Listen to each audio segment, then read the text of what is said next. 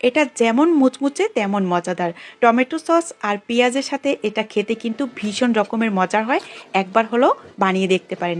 রেসিপিটা শিখে রাখুন, আপনাদের অনেক বেশি উপকারে আসবে, কারণ রেসিপি শেখা থাকলে আপনি ঝটপট বানিয়ে খেতে পারবেন। এইবারে স্ন্যাক্সটা তৈরি করার জন্য মাঝারি সাইজের 2টা আলু আগে থেকেই আমি সিদ্ধ করে নিয়েছি, আর এখন একটি কাঁটা চামচের সাহায্যে খুব সুন্দর করে ম্যাশ করে নিব। আপনারা যেইভাবে পারেন ওইভাবে ম্যাশ করে নিলেই হবে, হাত দিয়ে বা যে কোনো একটি মগ দিয়ে। এখন দিয়ে দেবো স্বাদ মতো লবণ। 1 চামচের থেকে একটু কম আছে এখানে ভাজা জিরের গুঁড়া, 1/2 চামচের থেকে একটু বেশি আছে গরম মশলার গুঁড়া, তার সাথে অ্যাড করছি চাট মশলা 1/2 চামচ পরিমাণে। দিয়ে দেবো ফ্রেশ ধনেপাতা কুচি। এগুলো কিন্তু সম্পূর্ণই অপশনাল, তবে দিয়ে যদি এই স্ন্যাক্সটা তৈরি করা হয় সেক্ষেত্রে ভাজার পরে দারুণ একটি ফ্লেভার পাওয়া যায়, আর খেতেও কিন্তু দারুণ লাগে। এখন খুব সুন্দর করে এই মশলা আর আলুটাকে খুব সুন্দর করে মাখিয়ে নিতে হবে। যখন এরকম মাখা হয়ে যাবে তখন এখানে অ্যাড করছি 1/3 কাপ পরিমাণে কর্নফ্লাওয়ার। আর এটা যে কোনো সুপার শপে বা মুদিখানার দোকানে একদম কম দামেই পেয়ে যাবেন। আপনি একবার কিনে কিন্তু 2 মাসের মতো এটা ব্যবহার করতে পারবেন।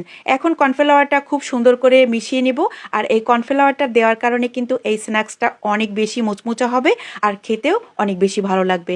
এই পর্যায়ে এসে দিয়ে দেবো 1/2 চামচের থেকে একটু বেশি কালো জিরা, আর এখানে চিলি ফ্লেক্স, যেটা শুকনো মরিচ দিয়ে আপনিও হাত দিয়ে একটু আধ ভাঙা করে নিলেই কিন্তু চিলি ফ্লেক্সটা হয়ে যাবে। আবারও একবার খুব সুন্দর করে মিশিয়ে নিয়েছি, আর যদি বারবার হাতে লেগে আসে হালকা একটু হাতে তেল লাগিয়ে নিলেও পারেন। এইবারে যখন ডোটা খুব সুন্দর করে মাখানো হয়ে গেছে, এখন অল্প একটু লেচি নিয়ে বোটের মধ্যে হালকা একটু কর্নফ্লাওয়ার বা ময়দা যেটাই থাক হাতের কাছে ওটা একটু মাখিয়ে নিয়ে এরকম রোলের মতো করে তৈরি করে নিব।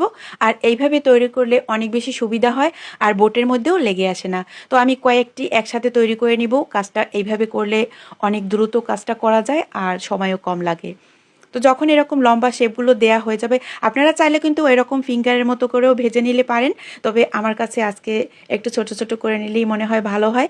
তো এখন একটি নাইফের সাহায্যে একটু ছোট ছোট করে কেটে নিব। আর এই ডিজাইনটা কিন্তু একদমই সহজ, আর তৈরি করার পর দেখতেও অনেক বেশি ভালো লাগে। তো সবগুলো এইভাবে করে তৈরি করে নিব।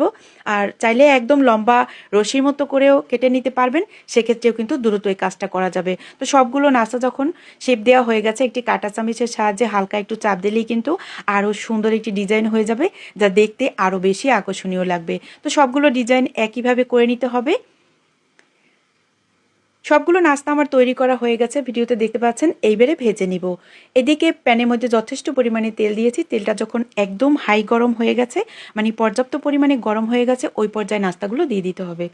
একদম লো আছে কিন্তু এই নাস্তা ভাজা যাবে না, সেক্ষেত্রে কিন্তু আবার নাস্তাগুলোর শেপ নষ্ট হয়ে যেতে পারে। তাই চুলার আঁচটা একদম বাড়িয়ে দিয়ে ভেজে নিতে হবে। যখন এক পাশ হালকা একটু গোল্ডেন কালার হয়ে যাবে